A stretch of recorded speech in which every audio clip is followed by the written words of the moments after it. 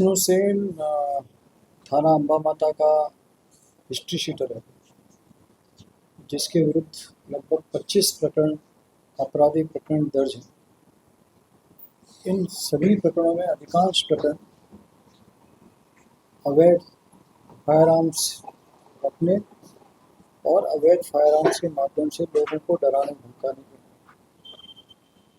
इसके अतिरिक्त 5 प्रकरण उसके विरुद्ध NDPS के तहत, जिसके तहत अवैध मादक पदार्थ अपने पास रखना और उन मादक पदार्थों का शहर में विक्रय करना, ये अपराध उसके विरुद्ध दर्ज है। विष्णु सेन एक सामान्य व्यक्ति है जिसका अपना कोई आय का साधन नहीं है, लेकिन जानकारी करने पर पाया गया कि इसके द्वारा पिछले 10 वर्षों में सिर्फ अपराध को एक जरिया बनाते हुए और अपराध में भी विशेष रूप से अवैध मादक पदार्थों का क्रय विक्रय करके अकूत मात्रा में धन संपदा अर्जित की, जिसमें चल और अचल सभी प्रकार की संपत्ति शामिल है। इसी के तहत उसके विरुद्ध NDPS के तहत 68F NDPS के तहत हमारे द्वारा कार्रवाई प्रारंभ की गई और इस प्रावधान के तहत किसी भी व्यक्ति के द्वारा यदि मादक पदार्थों का अवैध क्रय विक्रय के माध्यम से चल अचल संपत्ति अर्जित की जाती है तो उसे ministry of finance government of India का एक डिपार्टमेंट है, उसके द्वारा प्रॉपर ट्रायल करके उसको जब्त किया जा सकता है। इसी प्रावधान के तहत 68F NDPS एक्ट के तहत थानाधिकारी अम्बा माता के माध्यम से इस ट्राइब्यूनल को हमारे द्वारा एक इस्तिगासा प्रस्तुत किया गया। संबंधित ट्राइब्यूनल ने हमारे पक्ष को कई तारीख पेशियों पर सुना। आरोपी विष्णु सेन को उसके अधिवक्ताओं के माध्यम से सुना और पिछली 3 तारीख पेशियों पर SHO अम्बा माता मुकेश सोनी, इस कार्यालय के अपराध सहायक श्री संजीव स्वामी को पिछली 3 तारीख पेशियों पर लगातार सरकार का पक्ष रखा या विभाग का पक्ष रखा और विभाग का पक्ष सुनने के बाद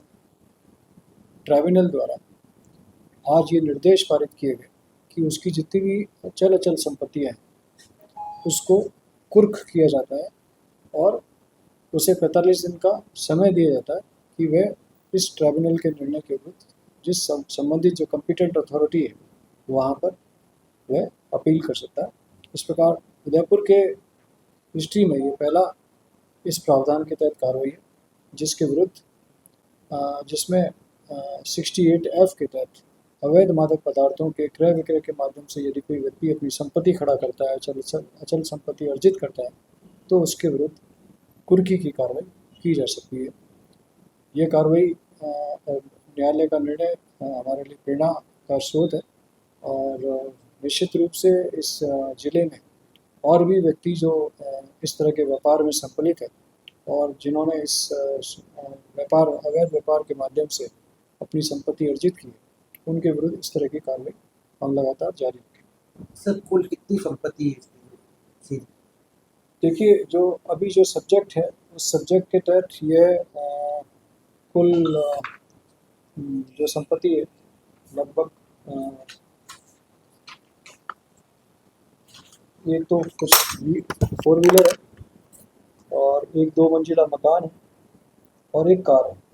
जिसे माननीय न्यायालय द्वारा कुर्की का आदेश दिया। सर, ऐसे वो कितने इस तरह से आइडेंटिफाई कर रखा है? देखिए, NDPS एक्ट के तहत चूँकि ये अवैध मादक पदार्थों का क्रय विक्रय करना एक गंभीर अपराध है, समाज के लिए एक बड़ी बीमारी है,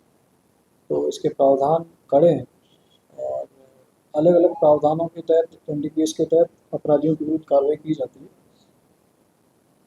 पासा की तरह ही फिट NDPS एक प्रावधान है जिसके तहत किसी भी व्यक्ति के द्वारा यदि लगातार अवैध मादक पदार्थों में यदि वो संलिप्त रहता है तो उसके विरुद्ध गृह विभाग द्वारा उसके पक्ष को सुन के और पुलिस का पक्ष सुन के निरुद्धगी के आदेश दिए जा सकते हैं। जैसे पासा के अंदर एक व्यक्ति को 1 साल तक निरुद्ध किया जा सकता है, वैसे फिट एनडीपीएस के तहत भी 1 साल तक किसी को निरुद्ध किया जा सकता है। इस प्रावधान के तहत भी हमने कार्रवाई की है, लेकिन अब नए कानूनों के तहत एनडीपीएस में जहाँ 68F के तहत कार्रवाई की जा सकती है, वहीं नए प्रावधानों के जो नया बीएनएसएस है, उसमें 107 बीएनएसएस के तहत भी यदि कोई व्यक्ति यदि अनुसंधान से पाया जाता है कि उसके द्वारा जो संपत्ति अवैध रूप से अपराधों के माध्यम से अर्जित की गई है, तो हम माननीय न्यायालय के अंदर 107 बीएनएसएस के तहत इस्तेगासा प्रस्तुत कर सकते हैं और उसके विरुद्ध वो संपत्ति कुर्क कराने का आदेश के लिए कोर्ट को निवेदन कर सकते हैं। इस 107 बीएनएसएस के तहत हमारे पूरे जिले में पिछले 5 महीने में हमने 20 मामलों के अंदर कोर्ट के अंदर इस्तेगासे प्रस्तुत किए हैं, जहाँ पर लोग प्रथम दृष्टया ये स्पष्ट है कि उसके द्वारा ये संपत्ति अवैध साधनों के माध्यम से अवैध अपराध के माध्यम से अर्जित की हुई है। तो माननीय न्यायालय के सामने हमने इस्तेगासे प्रस्तुत किए गए, जिनमें कुछ मामलों में कोर्ट ने नोटिस भी इशू कर दिए संबंधित को अपना पक्ष प्रस्तुत करने के लिए। इसी तरह से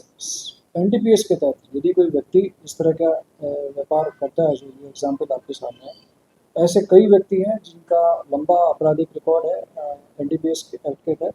तो हम ये कार्रवाई और भी व्यक्तियों को चिन्हित करेंगे और जांच करेंगे। जांच उपरांत निश्चित रूप से ऐसे और व्यक्तियों के खिलाफ भी ये कार्रवाई हम करेंगे और लगातार जारी